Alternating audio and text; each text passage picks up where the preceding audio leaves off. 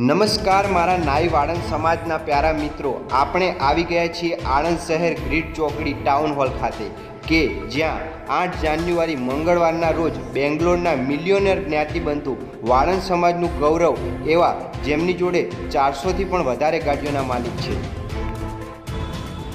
આપણે વાત કરીશું પ્રોફેશનલ ગેરેજ એકેડેમીના ઓનર અને ટીચર સાથે, હરીશન બજાણિયા સાથે.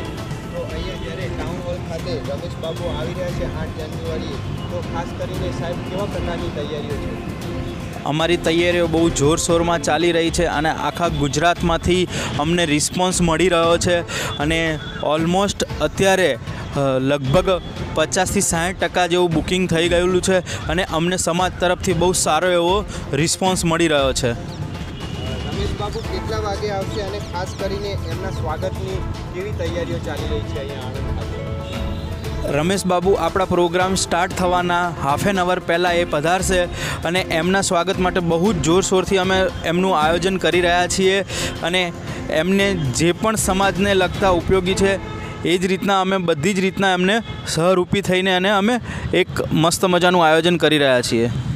આપણા વાળંદ સમાજનું રત્ન કે જેમને 40થી પણ વધારે પુસ્તકો લખ્યા છે એવા આપણી સાથે ડૉક્ટર હરીશ પારેખ પણ અહીંયા ટાઉન હોલ ખાતે છે. ખાસ કરીને આ બિઝનેસ ડેવલપમેન્ટ સેમિનારમાં ખાસ કરીને નવા આઈડિયા અને ઇનોવેટિવ બિઝનેસ માર્કેટિંગ વિશે આ સેમિનારમાં માર્ગદર્શન આપવાના છે. તો સાહેબ ખાસ કરીને કેવા પ્રકારનું માર્ગદર્શન રહેશે અહીંયા? જુઓ, આ સેમિનાર એટલો બધો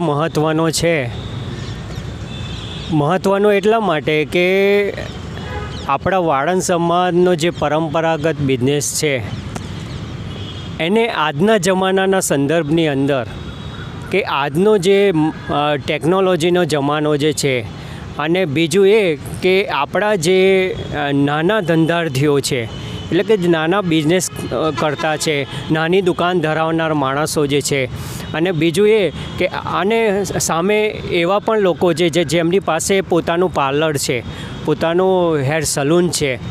તો આ બધાના માટે આપણે બિઝનેસની સ્કિલ એટલે કે બિઝનેસ આગળ વધારવા માટે અથવા તો શરૂ કરવો હોય તો એના માટે કઈ કઈ જરૂરિયાતો રહે અને આ જે સ્પર્ધાનો યુગ જે છે અને સ્પર્ધાનો સામનો કરી રહ્યા છીએ આપણે, ત્યારે તો આ સ્પર્ધાને કેવી રીતે આપણે એનું હેન્ડલ કરીશું અને આ સ્પર્ધાના યુગની અંદર આપણો સમાજ જે છે એ કચડાઈ ના જાય અને બાજુ પર હટી ના જાય એટલા માટે આપણે આપણા સમાજના જે નાઈ બંધુઓ જે છે, સલૂન ધારકો જે છે, દુકાન ધારકો જે છે અને જેમની પાસે પોતાનું ઓનરશીપ છે એવા લોકો માટે પણ આપણે સરસ મજાના આઈડિયા, નવા માર્કેટિંગ આઈડિયા, નવા ગ્રુપ આઈડિયા કે નવા પ્રકારનું જે માર્કેટિંગ આજના જમાનામાં જે ચાલી રહ્યું છે એની સમજણ આપવામાં આવશે.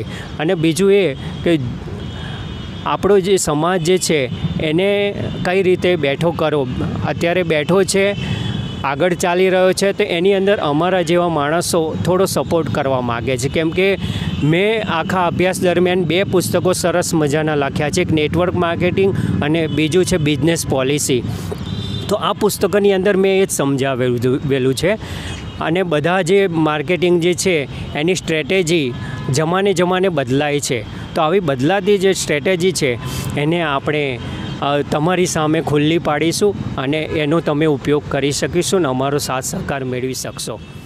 Thank you very much.